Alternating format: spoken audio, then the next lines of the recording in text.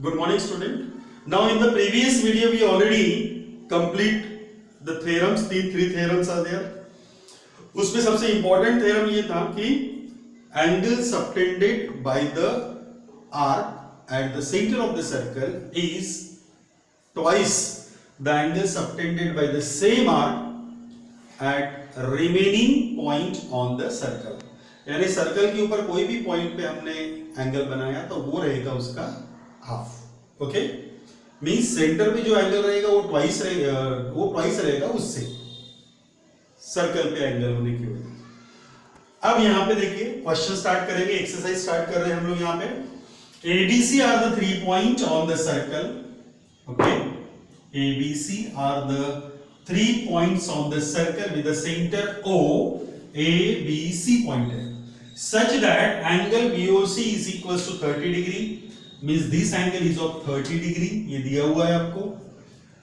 And if D is the point on the circle, D point है circle के ऊपर, other than arc ABC, ABC के अलावा find angle ADC. ADC means ये angle find out करना है. Got it?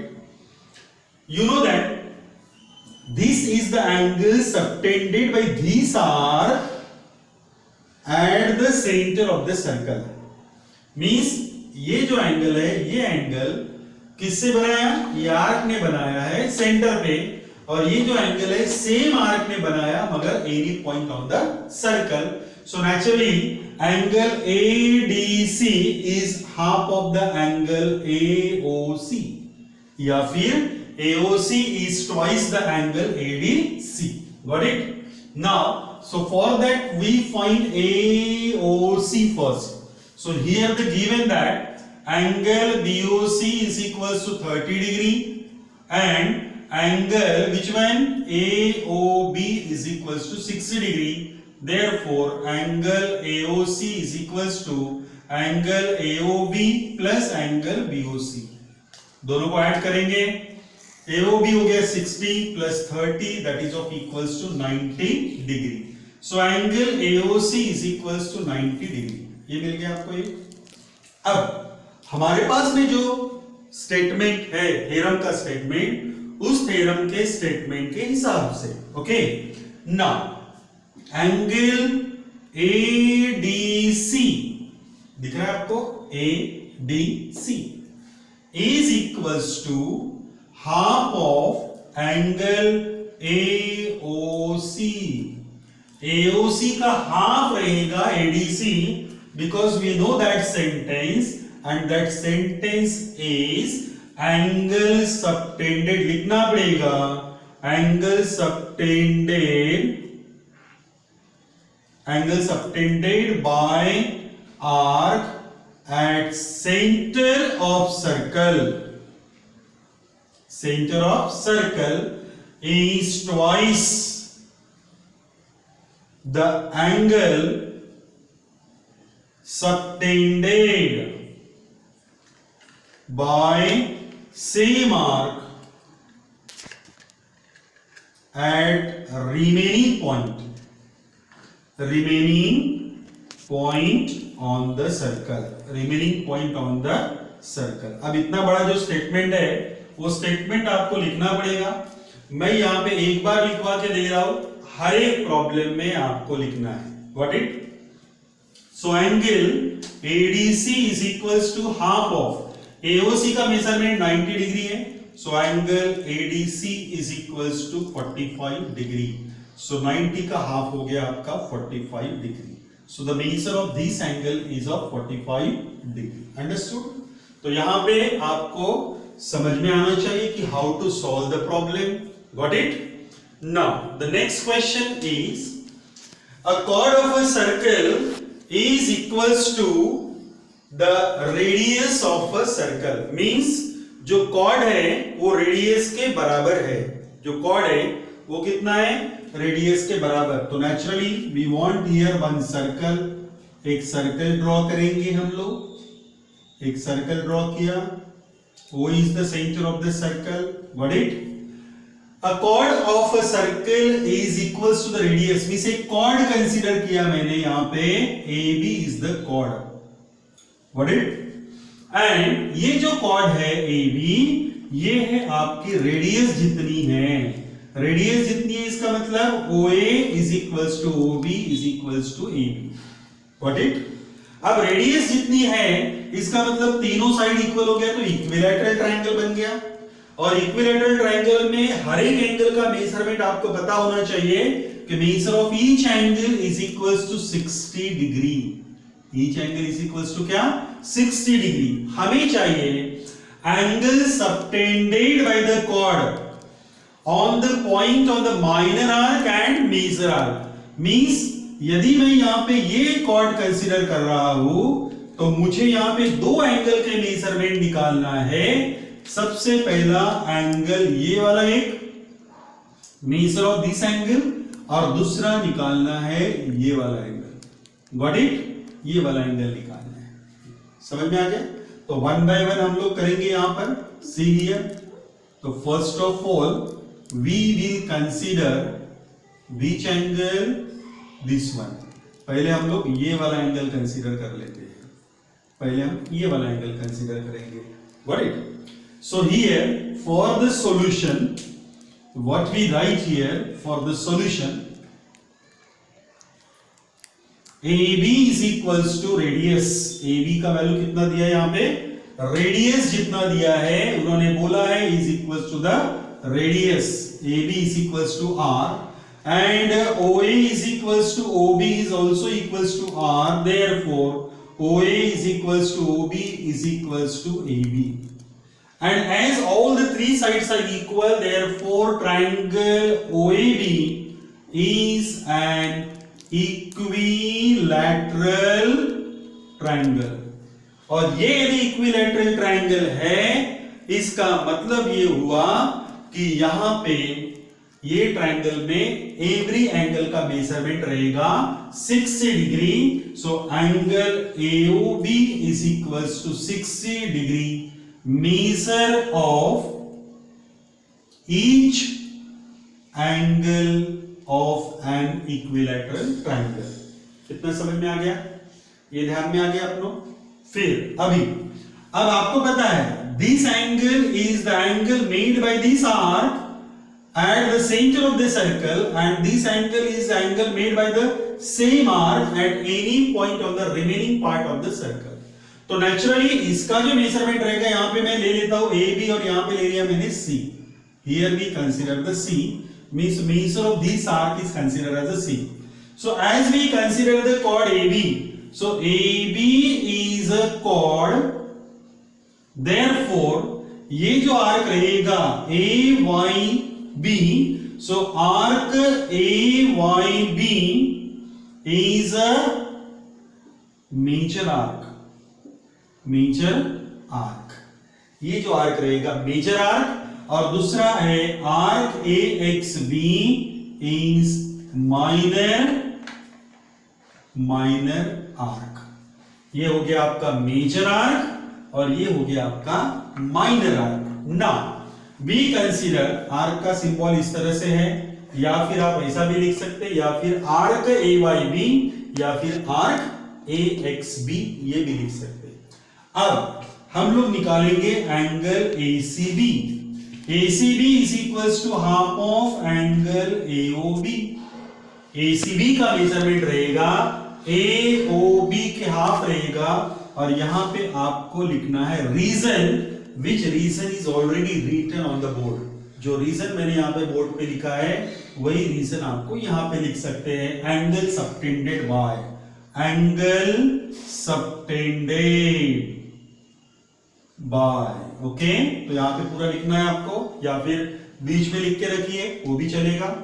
So angle ACB is equals to half of 60 degree and therefore angle ACB is equals to 30 degree. तो ये हो गया आपका 30 डिग्री का मेजरमेंट। कौन सा एंगल, ये एंगल आ गया आपका 30 degree, got it. Now you know that measure of the central angle is equals to measure of the minor arc, okay। So measure of arc AXB, so measure of arc AXB is equals to measure of angle AOB and AOB का measurement है 60 degree, so measure of arc AXB is equals to also 60 degree. अब ये पूरे circle में, यहां पर पूरे circle में दो ही आर्क बने हैं, पहला आर्क बना है AXB और दूसरा आर्क बना है AYB। So measure of arc AXB plus measure of arc AYB is equals to 360 degree. You know that arc addition property. So here we write here arc addition property. So sum of the arc of a circle is equals to 360 degree. Therefore, what we write here, this arc, this is of here which one arc? Arc AXB, arc AYB, that is of equals to 360 degree. तो AXB का मेजरमेंट 60 है plus measure of arc AYB is equals to 360 degree, therefore measure of arc AYB is equals to 360 minus 60, that is of equals to 300 degree. ये मिल गया आपको 300। कितना समझ में आ गया? यहां तक समझ में आ गया? अब ये यदि 300 है, ये वाला आर्क जो है आपका 300 है, गॉट इट? अब 300 है तो आपको ये वाला एंगल पता होना चाहिए, central angle. Okay, so measure of the central angle, ये जो एंगल बनेगा, ये एंगल अभी कितने का बनेगा वो देखना पड़ेगा आपको। मींस हमें फाइंड आउट करना है this angle, this one angle. Okay, you know that, कहां पे लिखेंगे हम लोग अभी? See here we write this side, फिर बाद में इसको कट कर देंगे।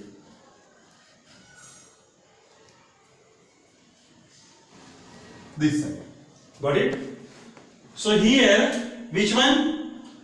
Arc AYB is equals to 300 आ गया। अब आर्क AYB 300 आ गया तो आप एंगल AOB निकाल सकते हैं, रिफ्लेक्स एंगल है वो। So reflex angle AOB is equals to, reflex angle AOB is equals to, means ये जो एंगल आएगा, ये जो कौन सा आर्क कौन सा दिया आपने, ये 60 है, सॉरी ये 60 आ गया, तो ये बचा हुआ आपका आ गया 300। Got it? अब मुझे चाहिए ये आर्क का रिलेशन इस आर्क एंगल के साथ में है। Got it? तो वैसे भी निकाल सकते हैं, या फिर आपके पास में दूसरा भी एक सॉल्यूशन है, जैसा हमने ये 60 डिग्री निकाला तो ये आपका आ गया 300, ये भी हो सकता है आपका। तो हम ये वाला एंगल निकाल लेंगे अभी। Got it? Means this arc and this angle, ये हम लोग फाइंड आउट करेंगे। Got it? तो या तो हम लोग, ये 60 है तो ये हो गया आपका 300, ठीक है। अब हमको चाहिए विच एंगल, एंगल AXB चाहिए, ये वाला एंगल चाहिए। Got it? अब ये एंगल चाहिए तो ये एंगल का measurement means this arc and this angle both are same because this is the central angle. We can consider that angle AOB reflects angle AOB is equals to measure of arc AYB and that is of equals to 300 degree. So reflects angle AOB is equals to 300 degree. Now we want here angle ADB. हमको चाहिए इसका measurement ADB, यानी ये measurement means minor arc में जो angle बना है, major arc में तो आपका आ गया कितना 30 डिग्री आ गया मेजर आर्क में एंगल। अभी माइनर आर्क में चाहिए मींस ये वाला एंगल चाहिए मुझे। So angle ADB is equals to half of angle AOB, मगर कौन सा एंगल? रिफ्लेक्स एंगल, यहां पे लिख लेता हूं मैं, रिफ्लेक्स एंगल AOB। इसका मेजरमेंट रहेगा, ये आपके पास में है, angle subtended by the arc at any point at the centre of the circle is equals to half of the angle subtended, sorry twice the angle subtended by the arc at the remaining part of the circle. So angle ADB is equals to, angle ADB is equals to half of कितना, AOB reflex कितना आ गया आपका 300, सो 300 का half हो गया आपका 150 degree, means angle ADB is equals to what we get 150 degree.